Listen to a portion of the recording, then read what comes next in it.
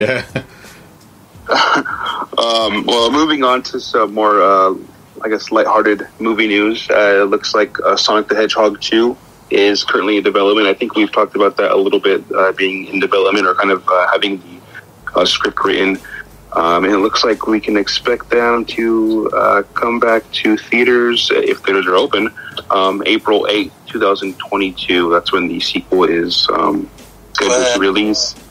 Not sure if that release date's going to happen, but 2022. I was extremely surprised by how much I enjoyed the first one. It was fun. It was definitely fun. It was nostalgic. It was the comedy was great. Jim Carrey like killed I said, it. I don't know if I had a low expectation, so it seemed better. Or what it was, or it could just be that much of a better movie than I thought it was going to be. It was probably the better fucking video game movie of like all time, dude. Oh, for sure, for sure. And I think it took out Pokemon for a minute. You know, I think it was I think it had a better structured story than Pokemon. Than Detective Pikachu. Yeah. Oh, okay. And the Detective Pikachu, sorry. Not the animated one. The animated ones are pretty nice. But Detective Pikachu just kind of opened up the whole universe so they can go in and do a lot more stuff there.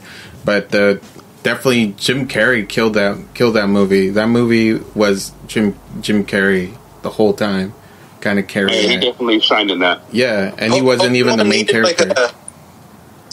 Detective Pikachu needed like a fucking Jim Carrey, dude. Needed something like that to make it real good. I think that's why they hired Ryan Reynolds. But I don't think... But Ryan Reynolds is so... That's the thing about Ryan Reynolds. He has that attachment to Deadpool now. So you just hear So you just like... You don't... It's like, oh, that's Deadpool. A lot of little kids are probably, oh, like, that's Deadpool. Deadpool is Pikachu or something like that. You know? So it's hella different than a lot of stuff they did. But shout out to Paramount. They did a good job with that. Listening to the fans, re-editing all of that and costing them however much it did, but it definitely paid off in the long run. Oh yeah. They definitely listen to the fans. Yeah, they definitely flourish. Sorry. Trying to remember the word. They definitely flourished before the pandemic, and they got a movie that made them money, which is the big thing that movies are not doing right now, which sucks. And open up the possibilities, obviously, for sequels, like James was saying with Part 2. Maybe this will kind of create this, break down the barriers of people trying different video games concepts as for movie adaptations. Because I know they've been throwing around they've been throwing around Mario for a minute, especially with Universal building that Mario world, so close soon, when we reopen again or something. But that'd be awesome. That'd be awesome to see. A lot more what their expanded universe can do, because they have really interesting characters in Sonic. A lot of people don't know about that. I felt like I would in my lifetime I would have never seen a Sonic movie. You know what I mean? Yeah, that wasn't animated, at least. Yeah, right. Moving on to some Marvel news again. It looks like. I think it was the director of Black Widow had stated that they have no plans on releasing Black Widow on Disney Plus. That it is going to be released in theaters. Again, this is what they said about Wonder Woman. Yeah. As you all know, is going straight to HBO Max. On Christmas. And also, if they were smart, they would release Black Widow for free.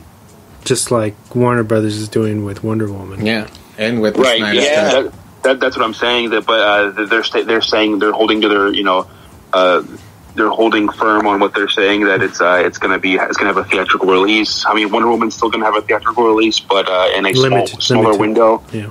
I know internationally it's being released, I want to say like 10 days. I think it's the 16th.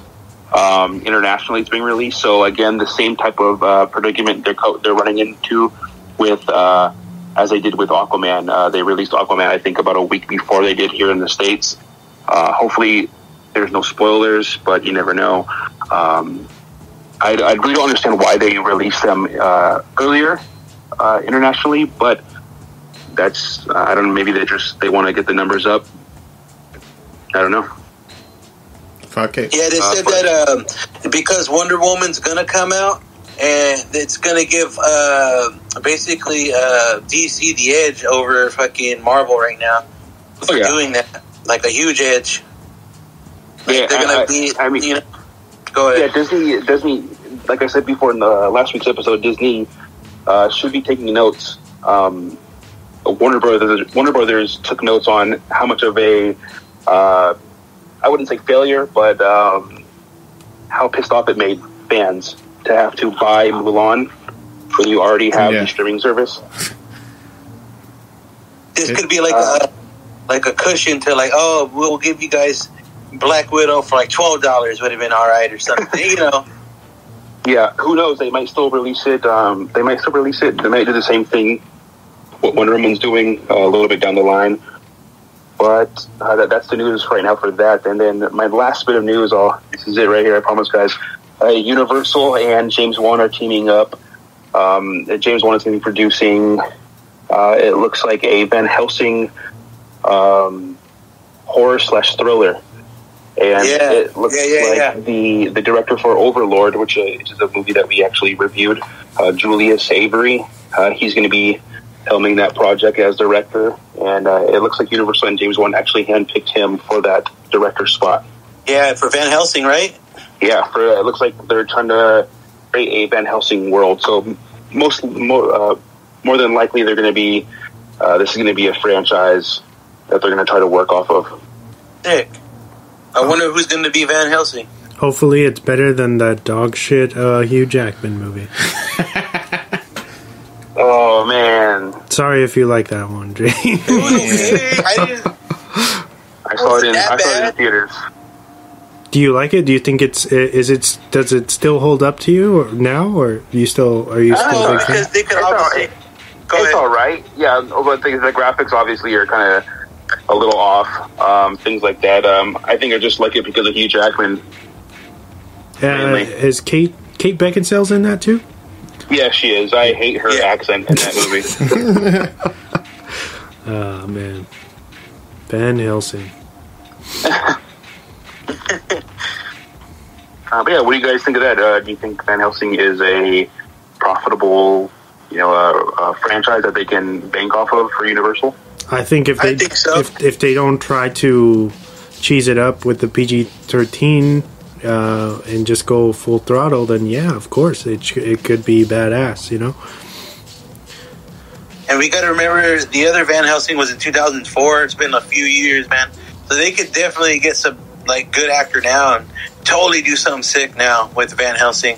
And I don't think we haven't seen much like creature type movie lately. Like I don't know, like a vampire / like wolves and all that stuff in a while. When was the last one? When's the last time? What was it? There wasn't, right? Like Monsterverse kind of thing. It wasn't. The Mummy. One, right? The Mummy with Tom Cruise. Yeah. Tom Cruise. Let's not talk about that that tragic story. I mean, even though it's more a modern take, The Invisible Man technically is a Universal Monsters film. True. Which is really good. By the way, if you haven't seen it, check it out. It's on HBO Max. Yes. Cheap plug. Because HBO Max fucking rocks. It does. I'm not gonna lie. HBO Max sponsor us. Yeah, right. Yo, we need a sponsor. Yo, WB, we need a sponsor right now. We'll plug 1984 all day. Oh yeah. That's my news. Yeah, that's it. I think I'll go next. I got 1 bit, 2, 3 bits here. Game of Thrones actor Peter Dinklage is gonna supposedly get a hero role as the Toxic Avenger. Nice. What? Yeah. Yeah. Out of all the characters, he's gonna be the Toxic Avenger. Nice. Yeah, dude. Saw that, dude. I was like, hell yeah, dude. It's gonna be dope as fuck. That's like What do you guys think about that? that's Peter super Dinklage. cool.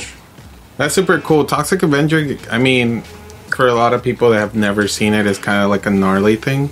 Because what's the studio Trauma? They kind of beat to their own drum. They're I want to say they're off the wall, but they also respect the actors that are in it. Because I know they came out in the documentary Curse films, right? Oh yeah, Lloyd Kaufman. Yeah. Basically the head, the runner of the studio. He talks about how a lot of studios they don't take safety in cinema seriously, and Troma has always been at the forefront of caring about their actors and making sure everything is done correctly, which is insane because when you watch their content, you would never think that because they're glorified B movies, but behind the scenes, they're really like take their shit seriously. So it's pretty respectable. Yeah. Yeah, and there's supposedly going to be just like a re-imaging of the first one, so like just newer, enhanced, and they're probably trying to go for the same feel. Like, so that's going to be sick, dude. My next bit of news is maybe James already said this like a few weeks ago. I don't know if it came out recently, but the Batman is basically done, almost filming already. But despite the COVID delays it had, what you guys think about that? Well, I know we saw some pretty sick set photos of like caves that they actually built on set, and some of the building work for like outside being like on a street or something. And it was all completely built from a set, which looked amazing. It looked like the real thing if you didn't see what was actually behind the doors and windows. Fuck yeah, dude! I'm so excited for that, dude. Especially because like the Joker and all that, dude. Like Batman's dude. They create some sick movies out of Batman, dude. I'm just like, man, I'm so excited. And my last bit, I think you already said it, dude. So that's it for me. You got the Van Helsing news. So what do you think about that, Diego? The best. Which one? Oh no, the Batman news. I know I kind of cut you off for a second.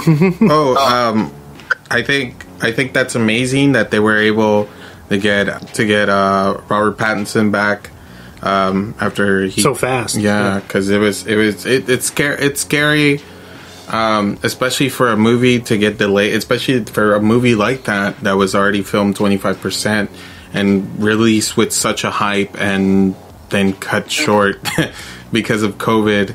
And shout out to all the production crew that made this happen. The set designers, the people behind filming and all that stuff. You guys killed it, and hopefully they give us something. That trailer is not something that is. I don't want to say. I don't want to be a precursor, but hopefully that trailer. Hopefully the movie matches up more than the trailer. I guess I want to say that. Reword it. You want it to be as authentic as the Dark Knight trailer was when you see the film, right? Yes. Which and to piggyback off of some of Tiny's Toxic Avenger movie, I know Josh Brolin is actually cast in the movie as well. Oh, what? Dude, that's gonna be hard. Dude, Toxic Avenger's gonna come out pretty sick then.